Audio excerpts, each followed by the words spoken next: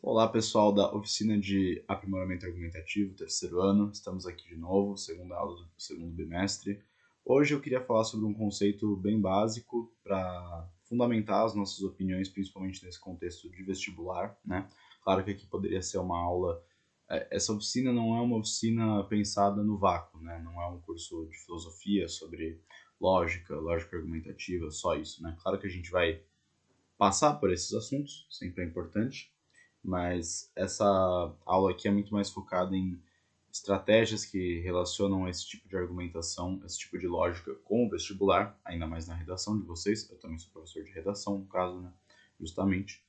E, bom, o que eu quero falar aqui é um assunto muito central para a gente começar as nossas reflexões. Eu acho que tem muita gente que acha que aprender a escrever uma redação boa é decorar um esquema, decorar uma estrutura específica e sempre falar as mesmas coisas. E não podia ser, isso não poderia ser mais falso, mais errado, justamente porque o conteúdo da redação ele envolve você ter repertório, ele envolve você ter estratégia argumentativa, clareza, vocabulário. São coisas que não dá para fingir que você tem. Não dá para você simplesmente produzir um bom texto sem ter um bom conteúdo. Então, eu falo isso justamente porque a primeira aula a gente estava falando sobre, na introdução, que eu gosto sempre de deixar claro, a noção de o que é ciência, né? O que é verdade, o que é mentira, o que são fatos que podem ser usados nesse contexto argumentativo, né? Claro que cada pessoa vai ter sua subjetividade, opiniões diferentes, só que tudo que vive nesse meio acadêmico, argumentativo, né, justamente nesse contexto de vestibular, vai seguir uma cartilha, vai seguir uma noção baseada na academia, que é baseada na ciência, né? Claro que uma pessoa pode acreditar em uma coisa que não é científica e ainda assim isso ser positivo para a vida da pessoa, ou enfim, isso é da particularidade de cada um. Mas nesse contexto aqui a gente tem que, em tese, se curvar a este senhor, que é a cartilha do vestibular, né? Nós querendo ou não. A ciência, obviamente, não é porque a gente está se curvando a alguma coisa arbitrária. A ciência tem uma metodologia interna, tem uma estruturação que faz com que a gente possa confiar nessas informações, né? Então, acho que isso é um bom preâmbulo, né? Uma boa coisa a falar antes de entrar nesses outros contextos. E aí eu quero trazer, na verdade, uma reflexão um pouco profunda já hoje, para entender uma coisa de vocês. Vocês sempre ouvem nesse contexto de vestibular de Enem e de FUVEST de saber ter repertório, de saber citar um filósofo, saber citar um historiador, um escritor e assim em diante. E ao mesmo tempo existe uma discussão se certas coisas poderiam ser consideradas como repertório. Por exemplo, uma série. Teria problema você citar Peaky Blinders para falar de alguma coisa na correção do Enem? Teria problema você usar um anime?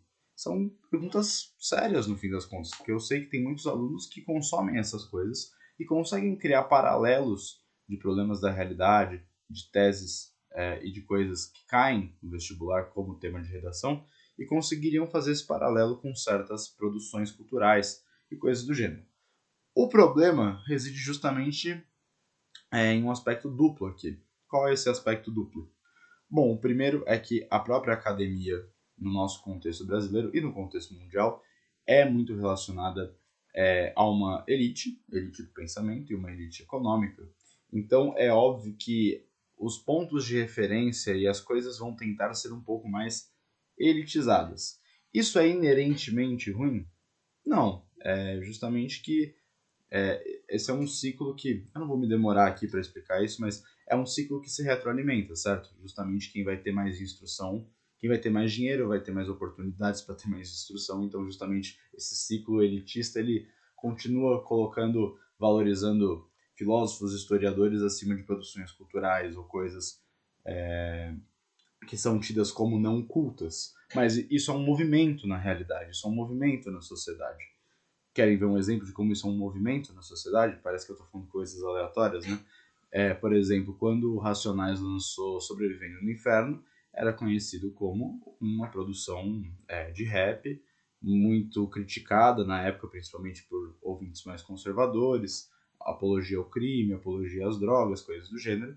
E há pouco tempo atrás, esse livro, né, esse disco que virou um livro também, né, acabou caindo no vestibular. Então isso existe um processo de o que é considerado não culto se tornar culto, enfim, não é exatamente isso, mas das coisas serem reavaliadas e revaloradas de maneiras diferentes ao longo do tempo, né?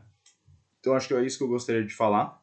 E eu vou passar uma questão para vocês na descrição aqui do vídeo e depois na